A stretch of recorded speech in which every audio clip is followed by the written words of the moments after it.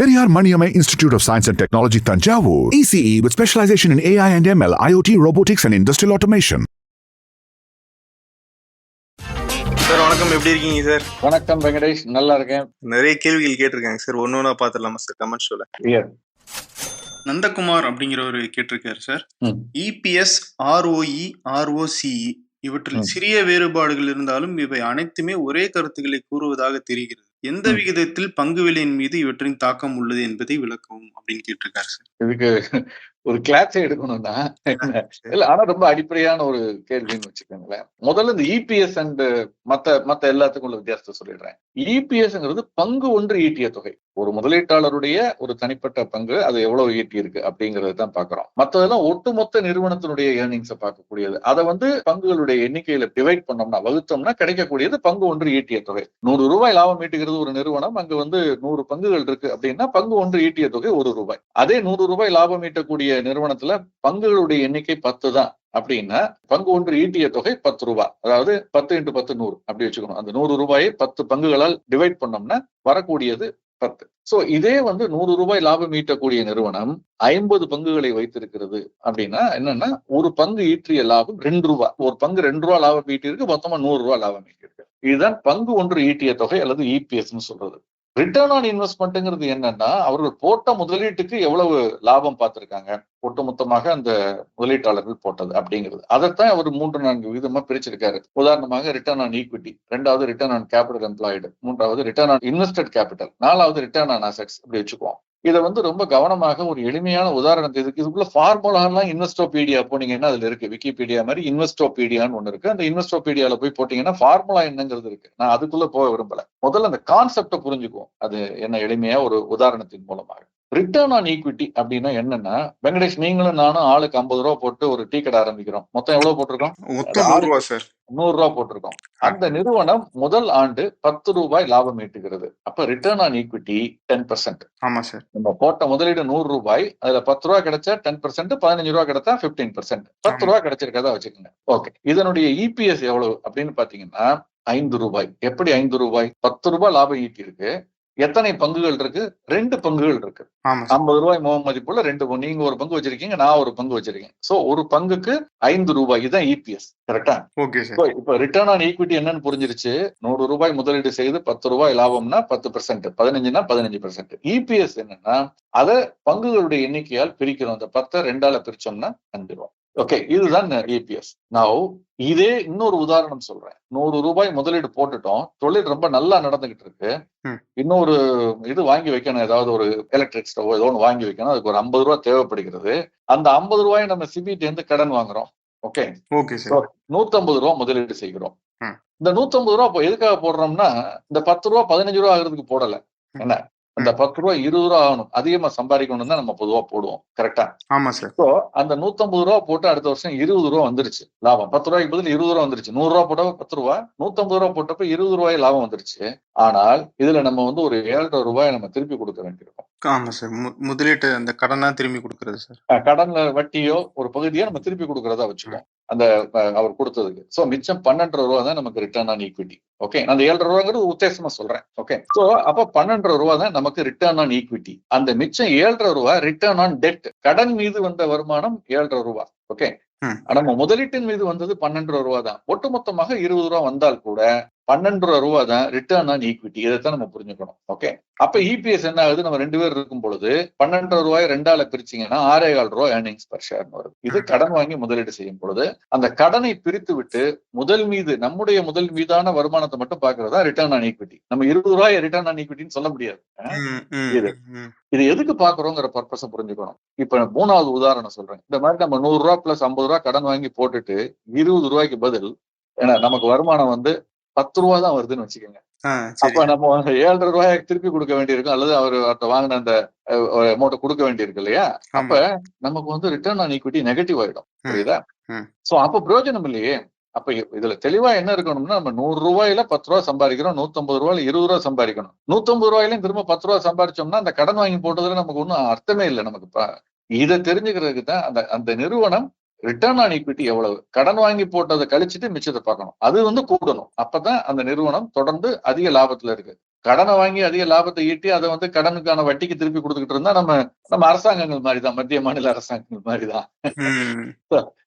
இதை தெரிஞ்சுக்கிறதுக்கு அந்த ரிட்டர்ன் ஆன் ஈக்விட்டிங்கிறது நமக்கு ஹெல்ப் பண்ணுது. ஓகே, இது ரெண்டாவது ரிட்டர்ன் ஆன் கேபிட்டல் எம்ப்ளாய்டு. இப்போ ரிட்டர்ன் ஆன் ஈக்விட்டிக்கும் கேபிட்டல் எம்ப்ளாய்டுக்கும் வித்தியாசம் என்னன்னா, அந்த முதல்ல சொன்னேன்ல $100 நம்ம பங்கு, $50 கடன், இது ரெண்டையும் சேர்த்து ஒட்டுமொத்தமாக போட்டுதான் நம்ம லாபம் சம்பாதிக்கிறோம். அப்ப அதுதான் மொத்த முதல்ங்கிறது நம்முடைய முதல் $100 இருக்கலாம், பட் அந்த தொழிலுக்கான மொத்த முதலீடு $150. அந்த $150 நம்ம எவ்வளவு லாபம் சம்பாதிச்சிருக்கோம்னு ஒப்பிட்டு பார்க்கிறது தான் return on capital employed. Okay, பொதுவாக ரிட்டர்ன் ஆன் ஈக்விட்டி நம்மளுடைய முதலீடுன்னு பிரிச்சு பார்க்க மாட்டோம். மொத்தமாக அந்த நிறுவனத்துல இந்த தொழிலை நடத்துறதுக்கு $150 போட்டிருக்கோம். $150 லாபம் வருதா இல்லையா அதை பார்க்கணும்.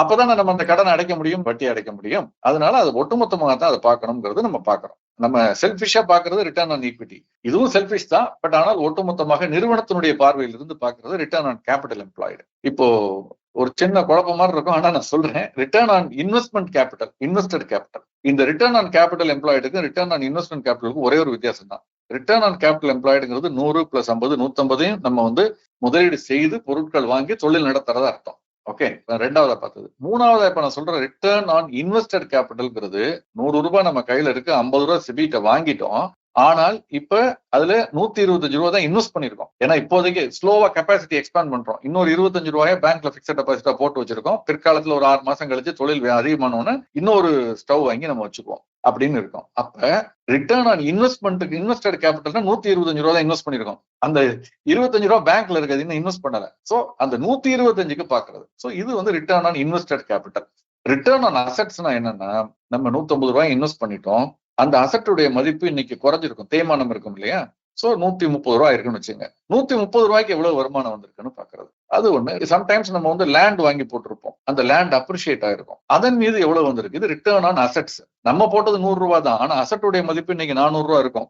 ஓகே, ஏன்னா சைலண்ட் ஆகிட்டே வெங்கடேஷ், ரொம்ப கன்ஃபியூஸ் பண்ணிட்டோம். இருக்கு சார், இன்னும் எத்தனை பார்க்கணும் அப்படின்ட்டு. நிச்சயமா. ஓகே, இப்போ ரிட்டர்ன் ஆன் அசெட்ஸ்க்கு ஒரு சின்ன உதாரணம் சொல்றேன். BHEL இருக்கு, பாரத் ஹெவி எலக்ட்ரிகல்ஸ். இந்த நிறுவனம் வந்து 2025ஆம் ஆண்டு மார்ச் குவார்டர்ல 500 கோடி லாபம் ஈட்டி இருக்கு. நீங்க நினைக்கலாம் நல்ல லாபம் தானே அப்படின்னு. நிச்சயமா அது நல்ல லாபம் தான் அவருடைய முதலீட்டிற்கு, அவருடைய பங்கு முதலுக்கு. ஆனால் அவர்களிடம் இருக்கக்கூடிய ஆயிரக்கணக்கான ஏக்கர் லேண்ட், திருச்சியோ மற்ற பல ஊர்கள்ல அவர்களுக்கு நாடு முழுக்க லேண்ட் இருக்கு, ஆயிரக்கணக்கான ஏக்கர்ல லேண்ட்ஸ் இருக்கு. ஒரு உதாரணத்துக்கு தொழில் நடத்துறது இன்னைக்கு நிறுத்திட்டு இந்த ஆயிரக்கணக்கான லேண்டை வித்தாங்கன்னா அவங்களுக்கு வந்து பல ஆயிரம் கோடிகள் பணம் வரும், மூலதனம் வரும். சொல்ல முடியாது, லட்சம் கோடிகள் கூட வரலாம், ஏன்னா இன்னைக்கு இருக்கக்கூடிய இடத்தினுடைய விலையில. அப்ப அதை பேங்க்ல போட்டாலே இது 500 கோடியை விட கூட வரும் அவர்களுக்கு வருமானம். அப்ப ரிட்டர்ன் ஆன் அசெட்ஸ்னு பார்க்கும்பொழுது BHEL மாதிரி பொதுத்துறை நிறுவனங்களுக்கு ரொம்ப குறைவா இருக்கும் அந்த அசெட். அதனாலதான் மத்திய அரசாங்கம் தொடர்ந்து அசெட் மானிட்டைசேஷன் பேசிக்கிட்டு இருக்காங்க. அன்யூட்டிலைஸ்ட் அசெட்ஸை மானிட்டைஸ் பண்ணணும் அப்படின்னு. இந்த BHEL கூட தன்னுடைய நிறுவனங்களை எய்ம்ஸ் சில இதுக்கு லேண்டை வந்து சில இதுக்கு கொடுத்துருக்கதா கூட செய்திகள் வந்து சென்ற வருஷம் பார்த்திருப்பீங்க. சோ அந்த அசெட்டுக்கு தக்க வருமானம் இல்லைன்னாலும் அந்த தொழில் நடத்துறது வேஸ்ட். எனக்கு 100 ஏக்கர் இடம் இருக்கு, நான் வந்து 5 ஏக்கரா தான் ஃபேக்டரி வச்சிருக்கேன்னா பாக்கி 95 ஏக்கர் வித்துட்டு போறது பெட்டர். இல்லைன்னா அதுக்குள்ள வருமானம் வராது, அது ஒரு டெட் இன்வெஸ்ட்மெண்டா இருக்கும். அதனால ரிட்டர்ன் ஆன் அசெட்ஸ்னு பாக்குறது. சோ ரிட்டர்ன் ஆன் ஈக்விட்டி அந்த முதலீட்டின் மீது மட்டும், ரிட்டர்ன் ஆன் கேபிட்டல் எம்ப்ளாய்டு முதலீடு கடன் ரெண்டும் சேர்த்து அதன் மீது எவ்வளவு வருமானம் வருதுன்னு பாக்குறது. ரிட்டர்ன் ஆன் இன்வெஸ்ட்மெண்ட் கேபிட்டல்ங்கிறது அந்த கடன் நம்ம முதலீடு ரெண்டுல எவ்வளவு முதலீடு செய்திருக்கோமோ அதுக்கு மட்டும் பாக்குறது. வங்கியில் இருக்கக்கூடிய பணமோ பிக்ஸட் டெபாசிட்டோ பயன்படுத்தப்படாத பணத்துக்கான ரிட்டர்னை பாக்குறது இல்ல. ரிட்டர்ன் ஆன் அசெட்ங்கிறது ஒட்டுமொத்த அசெட்ஸினுடைய மதிப்பு போட்டு அதுல நம்ம வரக்கூடிய வருமானம் லாபகரமா இருக்கா இல்லையான்னு பாக்குறது. இது நாளினுடைய ஒட்டுமொத்த பர்பஸ் என்னன்னா, ஒப்பீட்டு அடிப்படையில ஒரே துறையில் இருக்கக்கூடிய நிறுவனங்களை பார்க்கும் பொழுது யாருக்கு ரிட்டர்ன் ஆன் அசெட்ஸ் அதிகமா இருக்கு, யாருக்கு ரிட்டர்ன் ஆன் ஈக்விட்டி அதிகமா இருக்கு, ரிட்டர்ன் ஆன் கேபிட்டல் எம்ப்ளாய்டு அதிகமா இருக்கு, எவ்வளவு எஃபிஷியன்ட்டா முதலை பயன்படுத்துகிறார்கள், பங்கு முதலை பயன்படுத்துகிறார்கள், தேவையில்லாம கடன் வாங்குறாங்களா அல்லது கடனை வந்து முறையாக பயன்படுத்தலையா, குறைவான வருமானத்திற்கு இந்த கடனை வாங்கியிருக்காங்க, இதுக்கு கடனை வாங்காம விரிவாக்கம் பண்ணாமலே இருக்கலாமா, எந்த மாதிரியான எஃபிஷியன்ட் யூட்டிலைசேஷன் ஆஃப் கேபிட்டல் பண்றாங்களா இல்லையாங்கிறத அசஸ் பண்றதுக்கு தான் இந்த 4 ஃபார்முலாவோ அல்லது 5 ஃபார்முலாவும் பயன்படுத்தப்படுகிறது. நம்ம இன்னொரு நாள் இதை வந்து ஒரு போர்டுல எழுதி வீடியோ கிளாஸ் எடுத்தாதான் இன்னும் கூட தெளிவா புரியும் நினைக்கிறேன். நிச்சயமா இன்னொரு விஷயத்தையும் சொல்றேன். இப்ப நம்ம சொன்னதை இந்த உதாரணங்களை பேப்பர் பேனா வச்சு நிறுத்தி ஸ்பாட்டிஃபைல பாட்காஸ்ட்ல கேட்கறவங்க நிறுத்தி போட்டு கேட்டாங்கனாலே இந்த இது ஓரளவுக்கு புரியும் நான் நினைக்கிறேன். கண்டிப்பா சார். இது எங்க போய் பாக்குறதுன்னு அந்த தகவலையும் சேர்த்து சொல்லிட்டீங்கன்னா இன்னும் கொஞ்சம் ஈஸியா இருக்கும் சார்.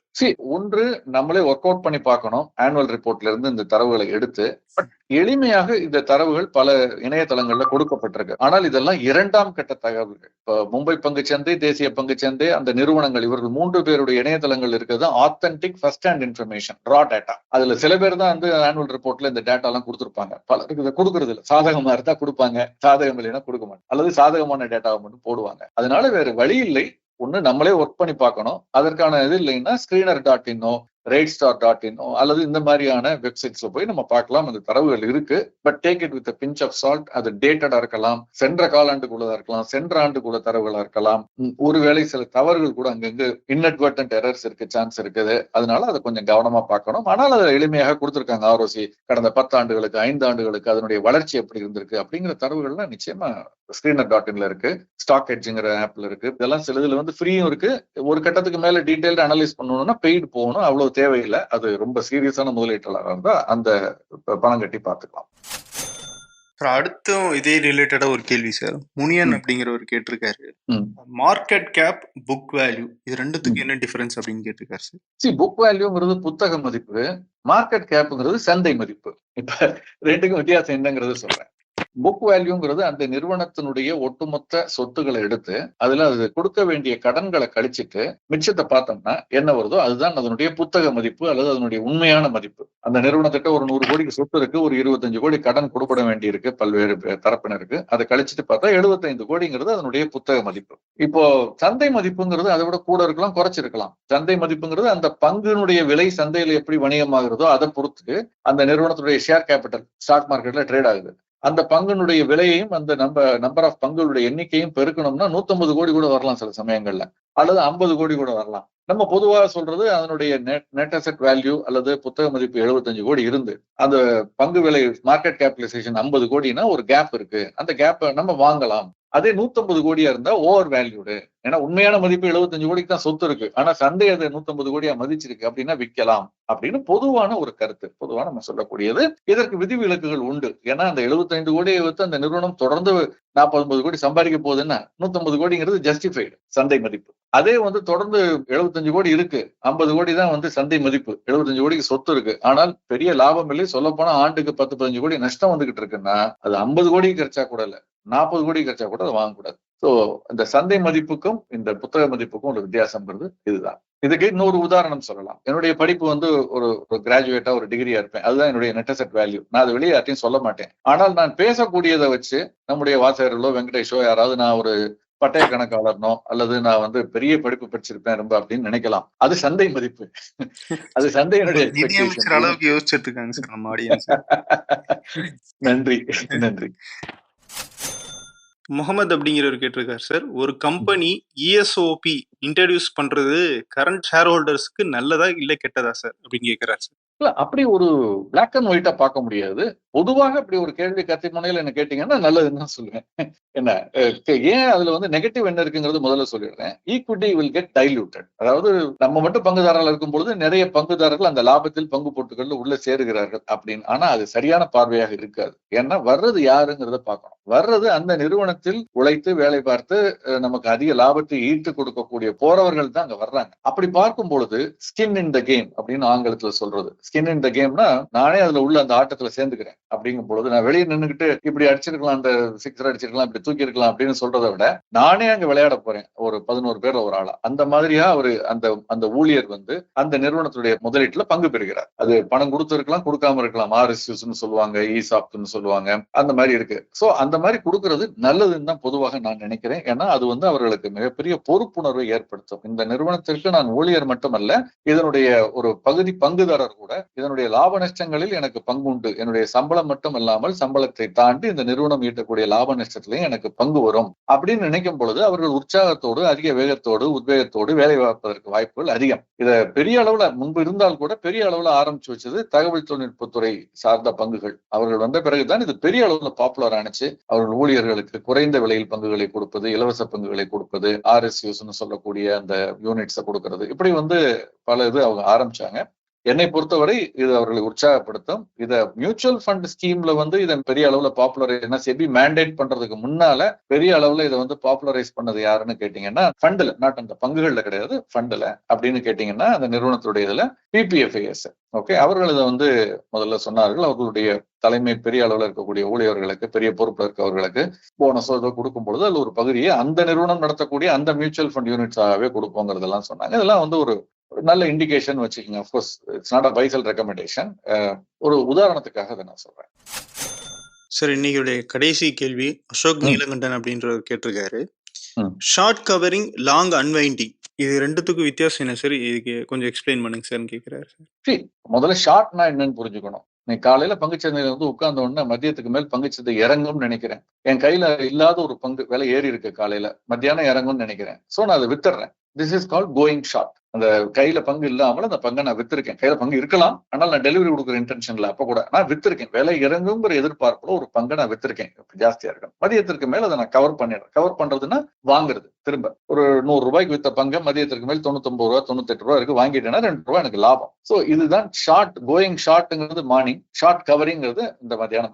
காலை மத்தியானம் உதாரணத்துக்கு சொல்றேன், இது ரிவர்ஸ்லையும் பண்ணலாம். முதல்ல லாங் போயிட்டு அப்புறம் ஷார்ட் போகலாம். லாங்னா வாங்குறது. ஓகே, இது ஒரே நாளுக்குள்ளதான் ஷார்ட்டா சார், இல்ல ஒரு சில நாட்களும் போலாமா சார்? இது வந்து கேஷ் மார்க்கெட் அல்லது ஸ்பாட் மார்க்கெட் ஒரே நாள்ல பண்ணாதான் லாங் ஷார்ட் ஷார்ட் லாங் சொல்றது. டெரிவேட்டிவ்ஸ்ல நீங்க வந்து இன்னைக்கு ஷார்ட் போயிட்டு நாளைக்கோ நாளை மறுநாளோ அடுத்த வாரமோ ஏன் அடுத்த மாசமோ கூட நீங்க வாங்கின அந்த ஒப்பந்தத்தை பொறுத்து, இந்த மாசம் ஒப்பந்தமா, நடப்பு மாத ஒப்பந்தமா, அடுத்த மாத ஒப்பந்தமாங்கிறத பொறுத்து நீங்க அப்ப கவர் பண்ணிக்கலாம். ஓகே, இதுதான் கோயிங் ஷார்ட், ஷார்ட் கவரிங் ரெண்டும். ஓகே, இப்போ லாங் அன்வைண்டிங்கிறது இதுக்கு நேர்மாறா. நான் வந்து விலை ஏறும்னு சொல்லி வாங்கி வச்சிருக்கேன் ஒரு பங்கை. ஒரு 2.5 கேஷ் மார்க்கெட் முதல்ல பேசுறேன். 2.25 ஆச்சு, பெரிய அளவுல ஏறல. இதுக்கு மேலன்னா நான் டெலிவரி எடுக்கணும். முழுக்க டெலிவரி எடுக்கிறதுக்கு எங்கிட்ட அவ்வளவு காசு இல்ல. சோ நான் பரவாயில்ல, வந்த வரைக்கும் நஷ்டமா இருந்தாலும் சரி, லாபமா இருந்தாலும் சரி, பதிவு செய்துட்டு வித்துட்டு போயிடுவோம் அப்படின்னு நான் விற்கிறேன். திடீர்னு பார்த்தா அந்த 2.25 லாங் அன்வைண்டிங் நடக்கும். சோ நான் வித்துட்டு போயிடுவேன். அப்ப லாங் அன்வைண்டிங்னு சொல்றது என்னன்னா, நான் லாங் போனது, அதாவது வாங்கின பங்குகளை விற்கிறது. இதே டெரிவேட்டிவ்ஸ்ல பாத்தீங்கன்னா அடுத்த வாரமோ அடுத்த மாசமோ ஏறும்னு நினைச்சு நான் இப்ப வாங்குறேன். அது அந்த அளவுக்கு ஏறல.